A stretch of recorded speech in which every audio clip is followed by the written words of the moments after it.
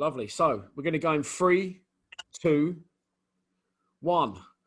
Lions Lounge Lockdown, episode 27. Jason Van Blerk, all the way from Australia. Thanks for joining us, mate. How are you? G'day. G'day, mate. Yeah, I'm good, mate. How are you? Fantastic. Lovely, lovely. Okay, so we're going to talk about your Millwall career today. 1994 to 1997, 73 games, 2 goals. You came to the club from Go Ahead Eagles. Yes. You are a Dutch side. You was one of the first. So we was talking off air. I was a teenager at the time, so you was one of the first players I remember to sort of come over from abroad. But South London via Belgium. How did that come about for an Australian? Oh no, it was Holland. So yeah. Oh, sorry, you was at Belgium before that, wasn't you? Yeah, I was. Yeah. The problem with Australian players come over, if you didn't have English relatives or Scottish relatives to get a passport, you had to go by the number of caps you play for Australia. So I had to go through Belgium. I played a season there. Come back to Australia. Come back to Australia in the summer. I played about 9 to 10 international caps in. So I got up my my level, what I had to get to England, which has always been my ambition growing up to get to the UK to play football. But the struggle was because of the visa application.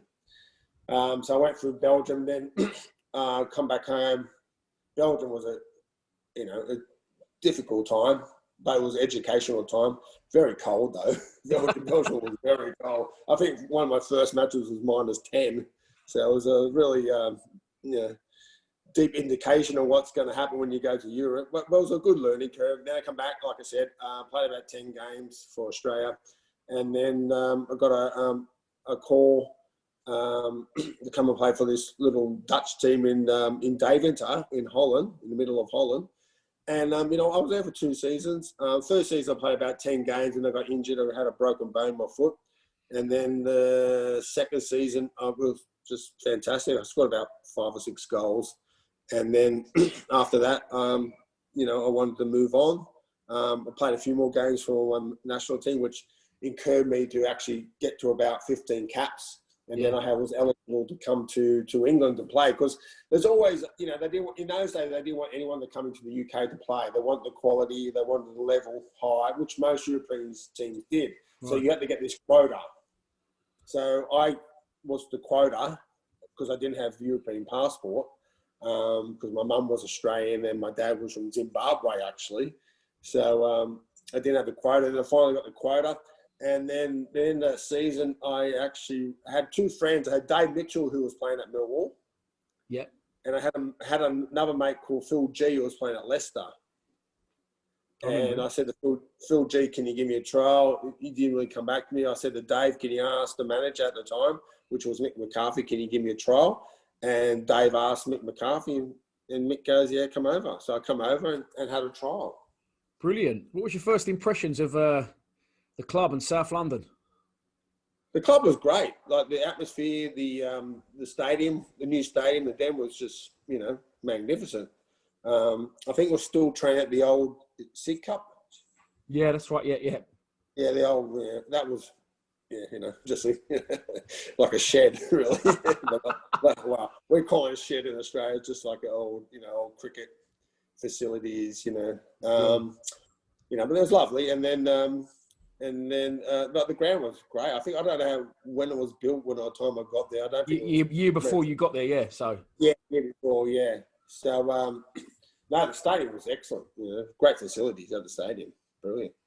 In this day and age, just what goes on with football agents and things like that, who would have thought it? You didn't need it back then. You had agent Dave Mitchell.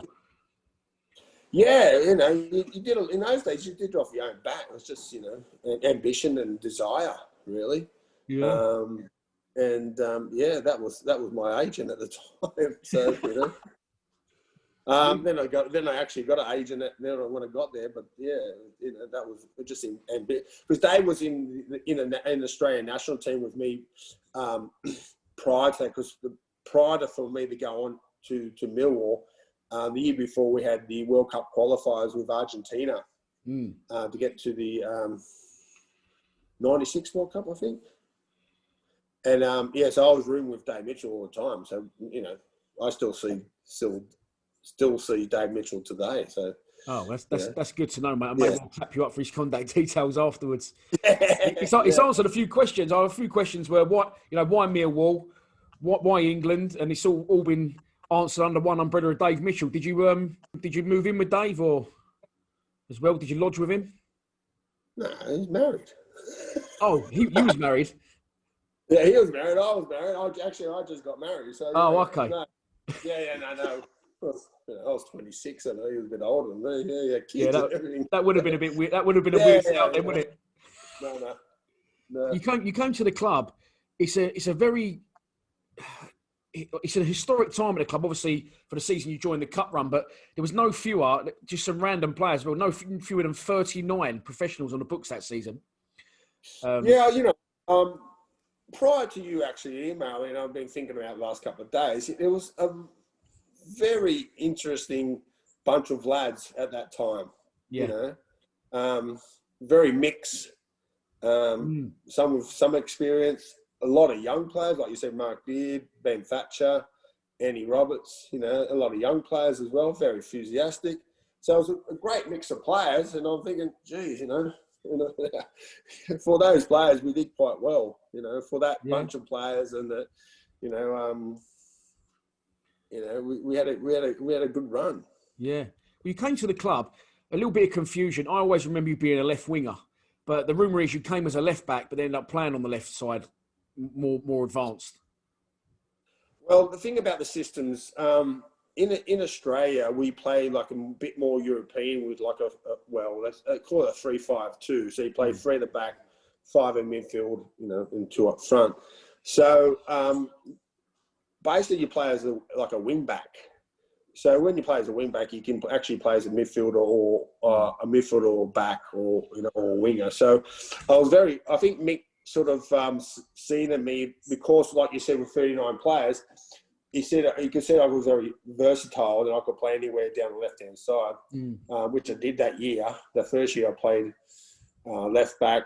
I played a couple of times in midfield with Andy Roberts. I played left wing. So I was very versatile, and Mick seen that because, at the end of the day, in those days, there wasn't really many left-sided players, left-dominant players. Yeah.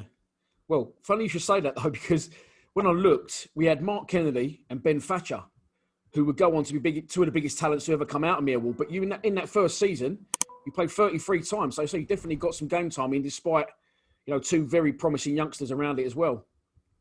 Oh, yeah, 100%. As you said, they were youngsters, I think I was 26. I was old, but I wasn't young. Like, I think Ben was still in his teens, have to be. And Kennedy was still young as well. So, it took me when I got to Millwall, I had a visa problem, so I had to go sign, then I had to go away for 5 weeks for the visa application to come through. That come through, started training, started playing. Then I played in the first cup match. I think it was a midweek cup match up against Sunderland. Yep. And then I went into a tackle and ended up breaking 2 ribs. So I was out for another 4 weeks or 5 weeks. But at that time, I was always training. I think that gave me a little bit of advantage because I was sort of sat back and sort of just seeing what the atmosphere was like and how people trained, and just took in all that, settling into the environment. Yeah, settle into the environment. And then I come out, then I got through that injury, and ribs are different, not like knees or anything. Ribs, you just got to let them heal for 5 or 6 weeks. And then, then I sort of get back into it. Lovely. And then it was a boom time at the club. So we just moved into the new stadium the season before, just missed out on the playoffs. Then we go on and we kick right on and get in, although only finishing 13th in the league. Obviously, the season will always be remembered for the FA Cup run, which you played every part of. Yeah.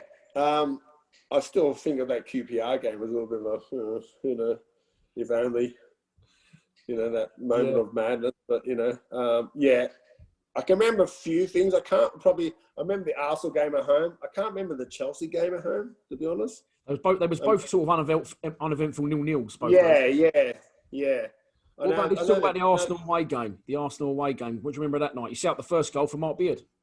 Yeah, I think on the way to the game I fell asleep. I just relaxed and just because leading up to that, like I said, it was a half. 3/4 of the team were quite young, and the rest, I was in the middle. Then you had a couple of older players like Keith Stevens and Casey Keller, who played a few international games. But I just come out of that World Cup qualifier against Argentina, so I played it in front of 80,000 people at the River Plate. So you learn from those experience. That night was just. I think it was just meant to be, really. Yeah. I suppose we had a confidence coming out of the 0-0 draw at home. And, I think we just I remember the game, but I just can't remember half times or, after the game. You're talking 20-something years ago now. But, it was just meant to be. FA Cup winning goal against Sheffield Wednesday in 1993 from Andy Linnigan. So it's a competition in which he's got a little bit of pedigree. Here's Van Blerk. Just hit it in. They've scored. Mark Beard arrives at the back post. And where was Arsenal's defence?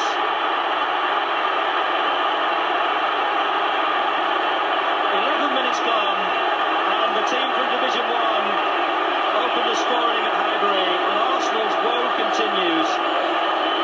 Jason Van Blerk coming up from left back. He skipped into acres of space with Linnigan hopelessly out of position. And what a simple tap-in. That was the moment when it was lost for Arsenal. And you'd have to say that Keown's attempt to clear the ball looked a bit half-hearted. I think they really had a few injuries. They weren't really a full-strength team, if I remember. Yeah. I think Tony Adams was out. But, I think Mick's philosophy was really just, take it to them and really, see what they've got and see what happens at the end of the game, really.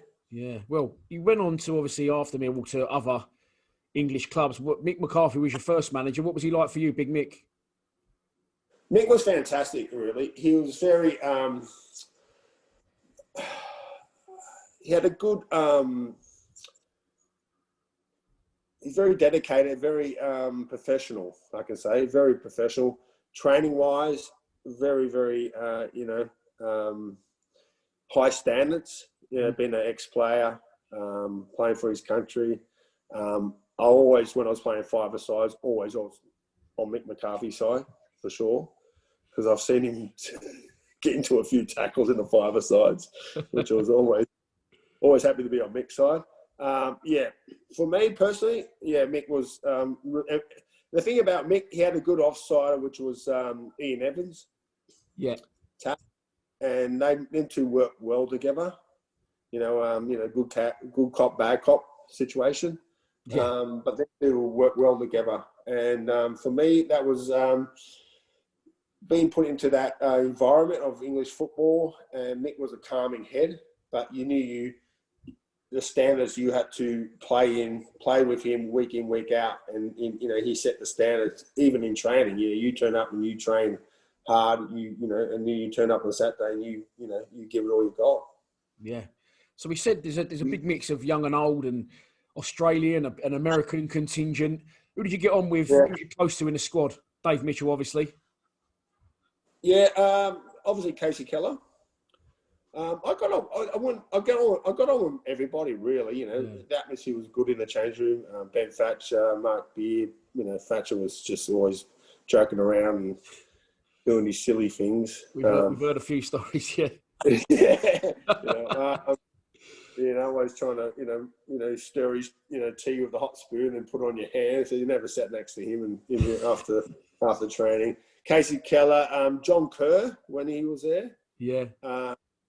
Alex Ray, always, have a chat with them. Most of them, Tony Witter, everyone got on pretty well with that first. Yeah, it wasn't, I know we say in Australia, it was no dickhead mentality. You know, there was really, no one bigger than anyone else, really.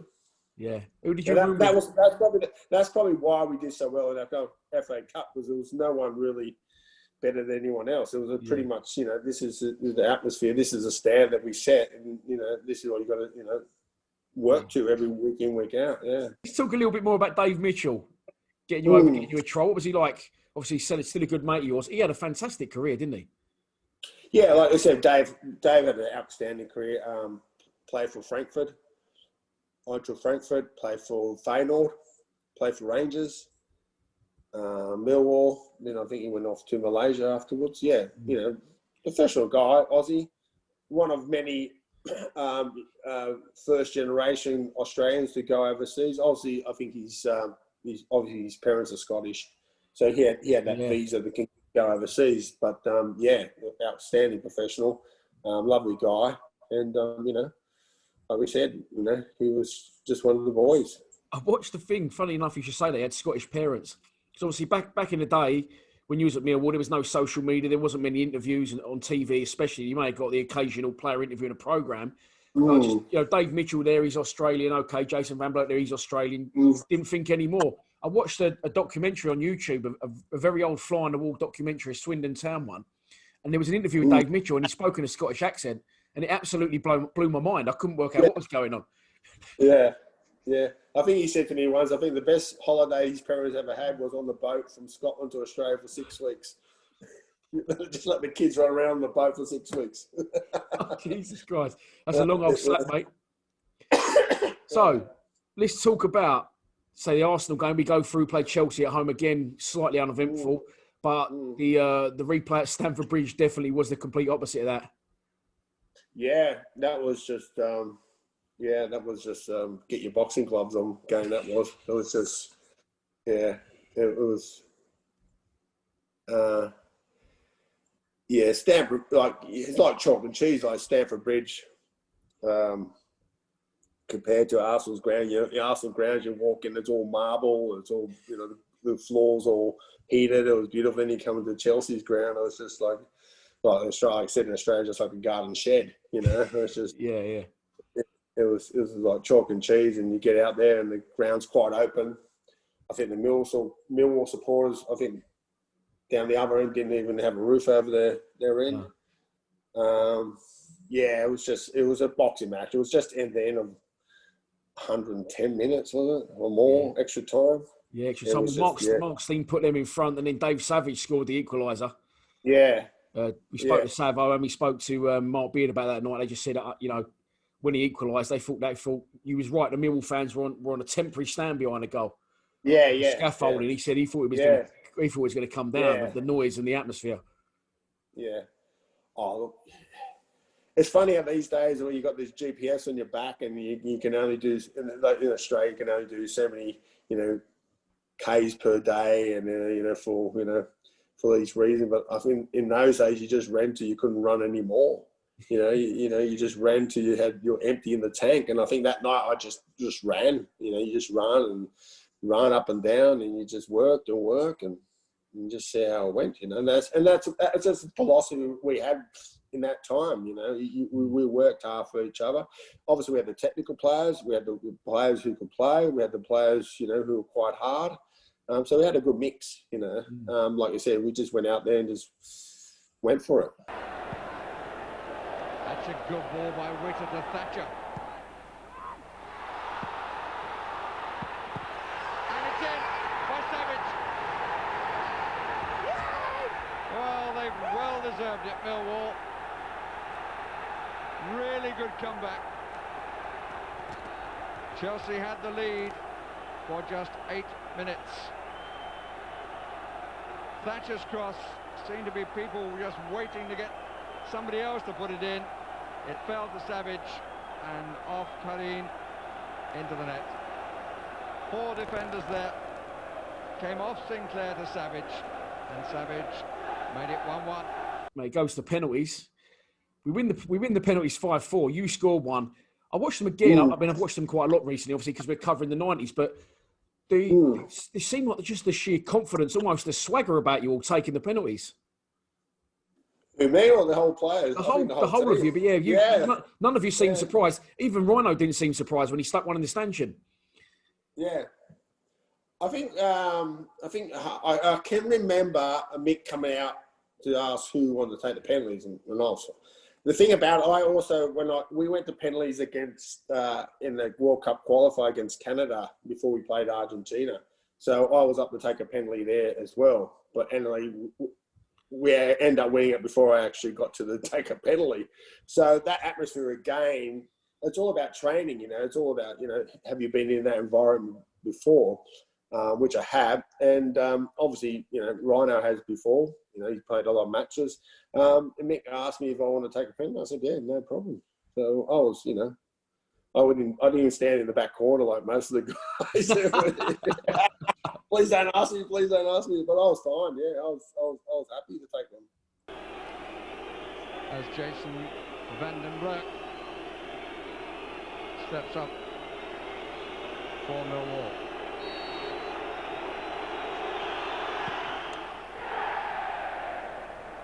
The League team lead 2-1.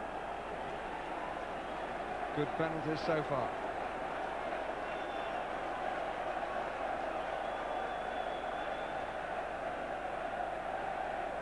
Again, Karim chose the wrong way to go.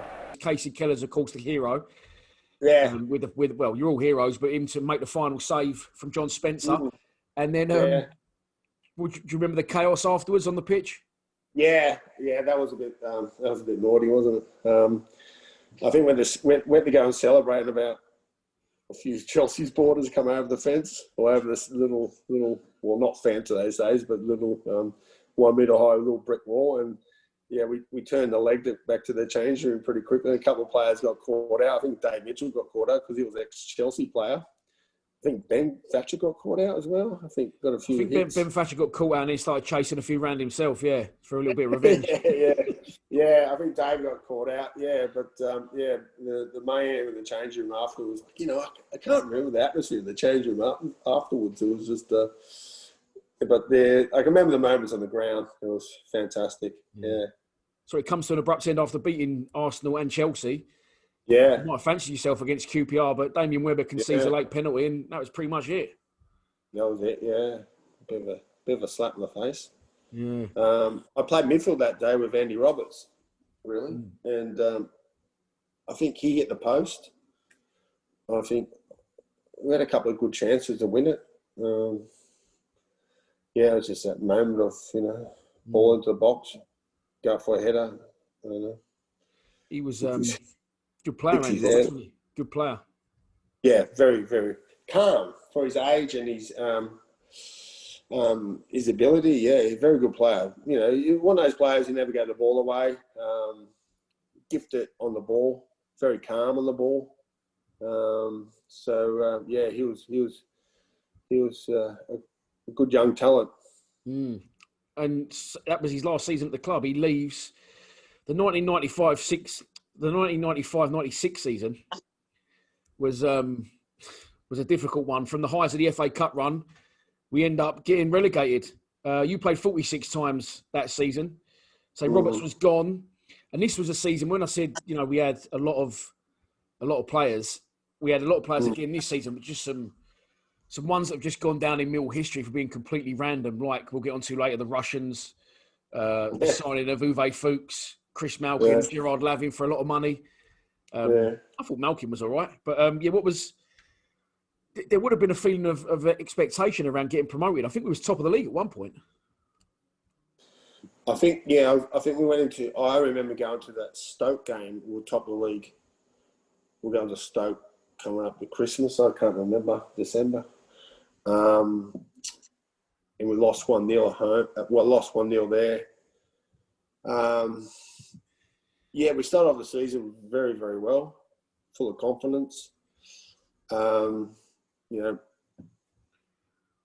think more or less the same team, maybe a couple of different strikers.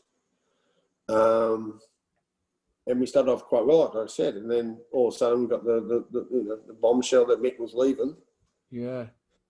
And then Ian Evans took over for a little while, and everyone respected Taff. He was part of the family as well. Yeah. So everyone respected him, and obviously he left and went with Mick, and then, like your English used to say, it went a bit pear-shaped after that. Yeah, well, just before that happens, what was he? I just want to know a bit about Uwe Fuchs. What was he like? Did you have much to do with him, or? Oh yeah, Uwe. Yeah, he was a different breed, they say. Come on, what was he like? Oh, just German. That's what you can say, you know. It's funny because end of season, everyone used to go, "Oh, what are you doing at the end of the season?" And we go, "Well, we're going to go down to Spain and have a end of season trip and have a few drinks." And I said, "What are you going to do?" He goes, "Oh, I'm going to go into the Austrian mountains and drink water for a week to purify my body." And we go, "Okay, that's fine." That's Uwe Fuchs for you, yeah. Really? Yeah. What was he like? That was he? Oh yeah, German. Yeah. I'm going to purify my body. I'll never forget this, and maybe my memory is wrong. It's not wrong. I know it's right, but what I'm going to say sounds outrageous. That he did an interview in the No One Likes Us or the Lions Roars magazine, and they said to him, and they asked him a few questions. They said, "What's something about what you like to dress with or something?" He went, "I prefer to cover myself with a beautiful woman," or something like that. He said something really random like that. Yeah, it was the weirdest 20 questions I'd ever seen. Yeah, he was. I went out with him a few times and got on quite well. I get on quite well with most guys, but yeah, he was a funny guy. Cute, a bit quirky. Some of them are, but he was funny. He was not funny, haha, but funny a little bit. Yeah, like he's a bit of a random character. Yeah. And then talking about random characters, before Mick leaves, he brings in the two Russians, Uran and Kolkov. What was that all about? I remember the day the Den sold out against Port Vale when they first played. Yeah. I can remember the striker. I think they got him from Porto or Portugal. I think he played there previously. Yeah, they both come as a package deal, didn't they? Yeah. We've heard some stories on them as well, like they're just refusing to play, refusing to get on the coach, and they had a translator as well. Apparently, he used to walk around in the dressing room with them all the time. The striker was good. The midfielder was. At the end of the day, they weren't fit. They're in London. I remember we played at Grimsby once. When you play at Grimsby on the middle of the week in winter, it's cold. It's pretty cold. I think I busted my nose that night, and then after the game, I think one of them poured out a bottle of whiskey and then have drinking in the shower after the game. Okay. So yeah, and I went out. They threw a couple of parties and birthday parties. They're very pretty elaborate. They're pretty, splash everything out. But yeah, that was an interesting signing. Yeah. I think those people, those guys, sort of trying to integrate him into the team that we actually, went well in FA Cup the previous year. It was sort of, I know what they were trying to do is step up the technical side of the game and the players, but I think it really didn't work. Obviously, and then I think what really happened was when the club went into a bit of administration and had to sell off a lot of players. Yeah. A lot of players left. If I remember, I know Mark Kennedy left. I think Alex Ray left. I think. So I think when we went into a bit of administration, that really, can't remember when, but that sort of hurt the team a lot. Well, we spoke about the random players. Let's talk about a couple of highlights from the season. The first one, a young player coming through at the time from Australia, Lucas Neal. Would you remember Lucas coming through? Did he lean towards you for a little bit of guidance? Yeah, I put him on the wing a little bit. He started off trying to play midfield when he first got to the club, and he thought he was a midfielder. Got in there.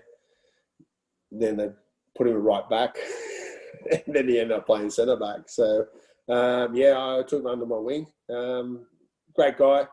Obviously, he's gone on to do brilliant things. But he was a quick learner. He understood, what you had to do to especially week in, week out at Millwall. You had to have that standard. You couldn't be lazy, or you couldn't, expect, anything less.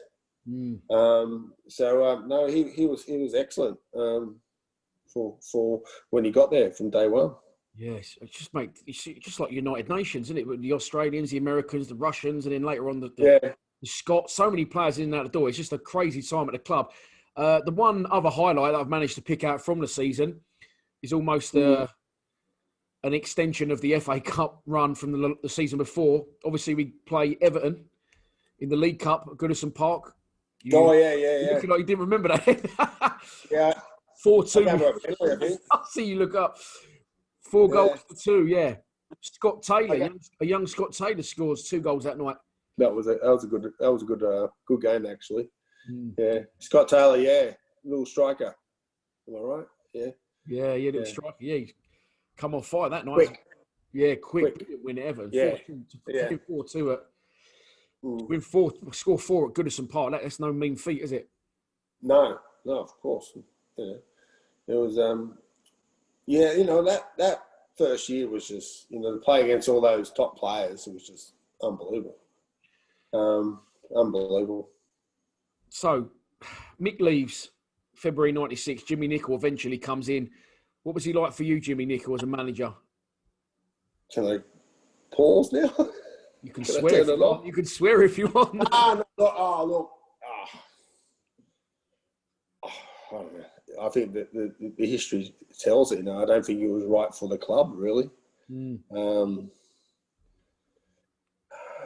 Training, when I look back, I think the training methods was just outdated.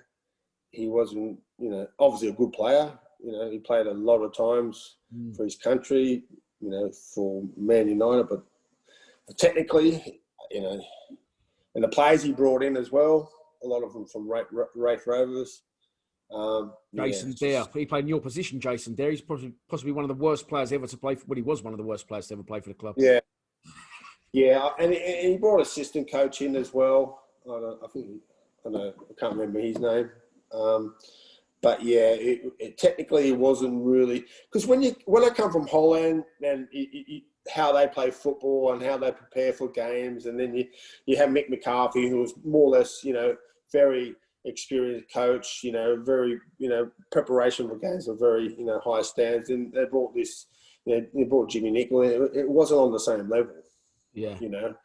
And the cattle, we say in Australia, the cattle he brought in weren't, it wasn't really up to the Millwall, the standard that, look, prior to all this, I really didn't know much about Millwall full stop. But when you get to a club and you talk to players and the standard that the fans want, that wasn't really the standard that, Millwall, the players have gone through the door previously. It wasn't the standard that they wanted, or, they expected more, really. Yeah, I think he came from Scotland, took Wraith Rovers on a good cup run, and I think he underestimated English football, the level, I think. Brought a lot of them Scottish boys down, they just wasn't up to it, was they? No, not at all. No. So we end up in freefall. We end up getting relegated on the last season. The last day of the season at Ipswich. Well, I'll put it this way, I think going into Christmas, we were quite up the top of the table, and after that, we sort of just went backwards. And looking back, I don't think there was any structure of how to play or what to do and what was the tactics in those games. If I remember, I don't think there was any tactics. It was Mick where we had a plan. Yeah.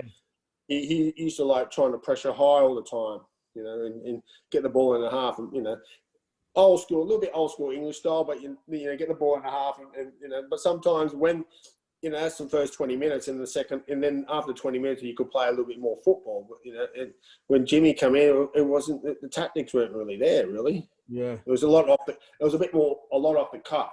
He wanted to play off the cuff a lot, and that was his style. He just get out there and play, and you can get out and play when you got good players, but when you haven't got good players, you need a structure. Yeah, I spoke to one of the other players I was speaking to said that Jimmy Nicholl was far too he was too in with the players. Like he was out on the piss of them all, and he was just five-a-sides basically, and shooting and training, and he would go out socialising with all the players and that, and they'd all be out smoking and drinking with him and that, and he wouldn't. I didn't go out with him. He's definitely not on your Christmas card list, is he? No, and I don't think like Keith Stevens or certain, especially the older pros, didn't really go out with him either. If I remember, I never went out with him. I didn't. Remember? Do you remember you was involved the last day at Ipswich, wasn't you? When we got relegated, do you remember much about the day? No, not really. Was that Ipswich or home? Ipswich away. Ipswich away. We went down the last day of the season. Yeah. Under Nicholl, and then. Oh, I remember. Yeah, I remember a few chairs getting thrown. That's about it. Yeah, I remember that. Yeah. So the 96, the 1996-1997 season would be your last at the club. Obviously, you know. Yeah. You and Nicholl didn't maybe see eye to eye. You only made 3 starts that year and 5 substitute appearances. Yeah. We would now be in what is now League One. So it wasn't a brilliant time for you at the club. You didn't play a lot. Was that due to, I've got there in my notes, was that due to injury or did you just slip out? Yeah, I think a week before the season I did my medial ligament. I got into a tackle and it didn't really heal. I thought it'd take us 6 weeks, but it ended up taking 3 or 4 months, and then I sort of really fell out with, Jimmy. And, it's funny. So we had the good cup run, and then it slips away and we get relegated, and then 96, 97, we're in this division we didn't get promoted again until 2001. But despite the problems and the amount of players going out of the club, there was like early signs of the youth that would come through and eventually be the league winning team of 2001. Mark Bircham made his debut that season. Richard Sadlier. Lucas Neal played 40 games that season. So do you remember much about those boys coming through? I would imagine Tim Cahill would have been in the youth team by that point. I think Timmy come in when I was sort of walking out the door. Lucas, obviously. Mark Bircham, Mark Bircham, Yeah, Richard Sadlier. Richard, I can't really remember Richard.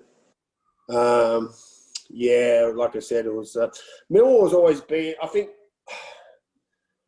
once Mick left, I think Millwall started being one of those clubs. It wasn't really settled. They started bringing a lot of players in and spitting them out, or it wasn't really much structure. Involved, and that can hurt a club when you don't have that structure. In a day, you can have 1 or 2 good players, but you need a squad of 20 plus players. And when we did that cup run, we had a good squad. Yeah. We had a strong squad. And a lot of players, stuck together and worked hard. So we had a good, strong squad when we went on that cup run. That was why we went on that cup run and went on to the next season and started doing quite well. And then when Mick left, the structure sort of, started, falling apart, and and the way we play was falling apart, and certain players had to leave. So obviously when that structure starts falling apart, you don't become a bad player overnight. You just become a bad club. Yeah, so it wasn't free fall. We did spend 5 or 6 years in League One. Another player that wasn't a young player coming through, but did play for us that season, was obviously a footballing legend, Ray Wilkins. Do you remember Ray being at the club when you was there as a player? Yeah, lovely guy. Yeah. Lovely guy. I remember sitting next to him in the changing room, and I looked over to my right, and then after having a shower and looking into his Louis Vuitton toilet bag, and then I put my hand in, I pulled out. I said, "What's this, Ray?" He goes, "Oh, that's my gold toothbrush." What? He said, "You got a gold toothbrush?" He goes, "Yeah, he had a gold toothbrush. It was made out of solid gold." No. Gold plated. It was gold plated, and I just laughed. I think because he played for Milan. He played for AC Milan. Yeah, he played for Chelsea, England. Yeah, so I think he said, when I played for AC Milan, they gave it to me. So he had a gold plated Toothbrush, which is quite. And then he hopped in his big Merc, was like a big German tank, and he got this little Ray Wilkins driving his little. But he was a lovely guy, yeah. And then we had we had some characters. Then we had who's the other guy from Chelsea, the striker, Kerry Dixon. Kerry Dixon, yeah, he was a character. Kerry Dixon was a character as well, yeah. With the stoppings, it used to take him about half an hour to get all his sovereign rings on his fingers. Really? Yeah, so he rings on his fingers, sovereign rings, yeah. And then I had the ex-Chelsea striker, was not Chelsea, Spurs striker. Played for England, Tottenham striker, Clive Allen. Clive Allen, yeah. Yeah. He was, you know, they were very humble people, lovely guys. Very, yeah.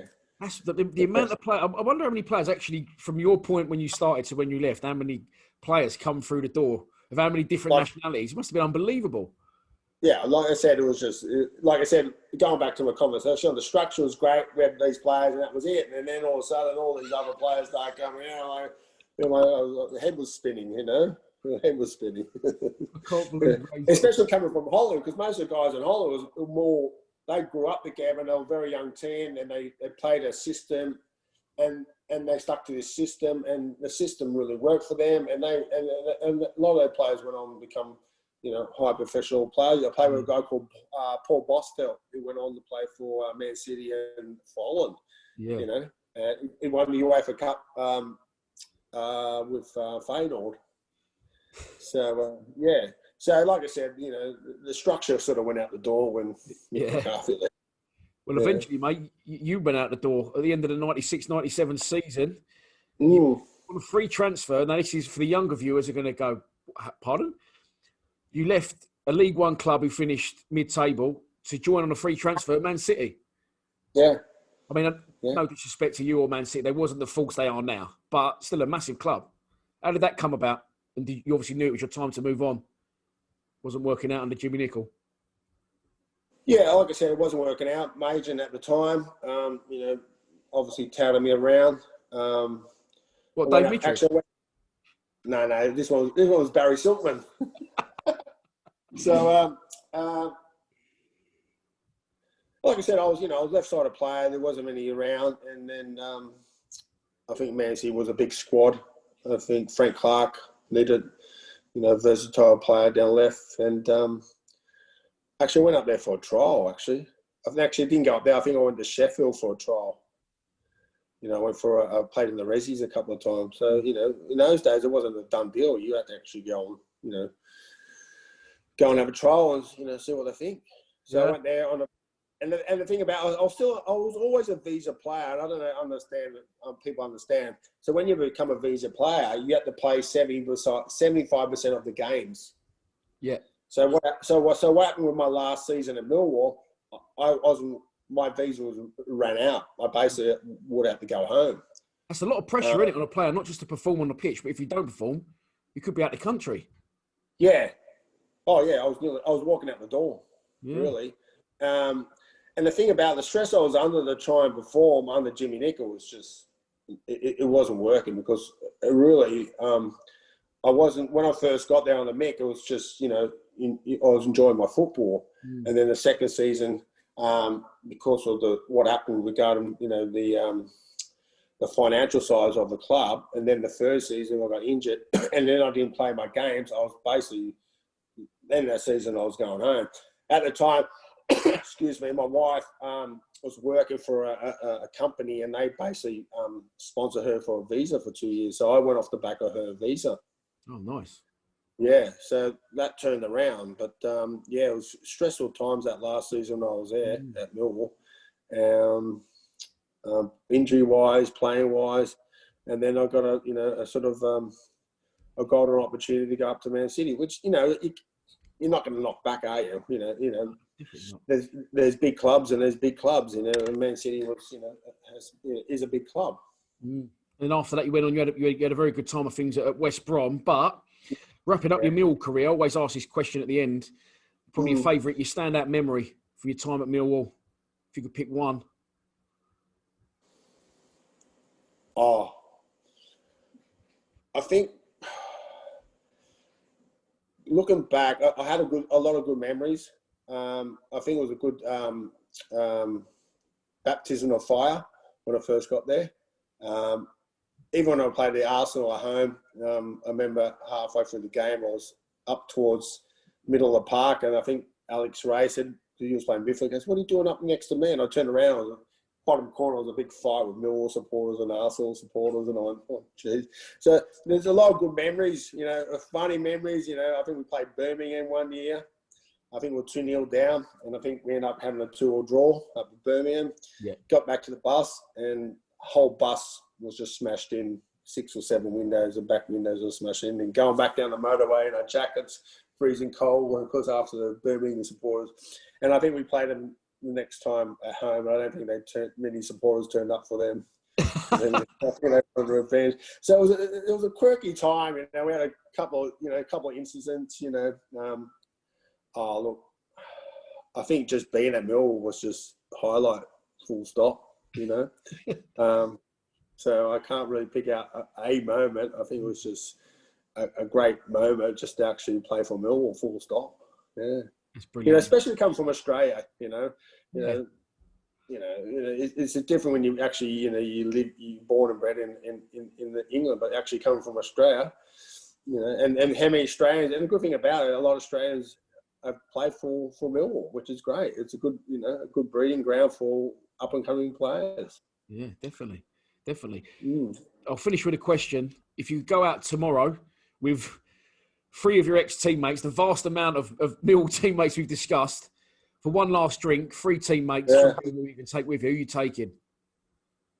Oh, I have to take Rhino. He's always a good laugh. Never buy you a drink, but he's a good laugh. We're probably on the phone in 5 minutes going, "What are you talking about that for?" I pop up to Queensland. He lives up in the Gold Coast, so I pop up there probably once a year. Well, we can't at the moment because the borders are shut, so we can't even get up there at the moment. Yeah. Who else? Alex Ray was always a little bit quirky. I used to call him Stinky Ray because he used to come and stink in the booze most of the time. Who else? There's a couple of guys. Probably. I'll give you a few more. Eddie Roberts, Ben Thatcher. They were always up for a laugh. Casey Keller, John Kerr. Yeah, like I said, in those times it wasn't. He used to go over the whole squad. It was just good times. He would just good atmosphere, and no one. And like I said, anyone really was a dickhead. We say no dickhead mentality. Yeah. No, well, mate, listen, you was a good player for us, and you've obviously definitely, from speaking today, you've grasped the concept of what Millwall was definitely all about. So thanks for joining us. Really enjoyed it. Oh, fantastic. Appreciate it. Thanks, guys. Love Millwall. Cheers.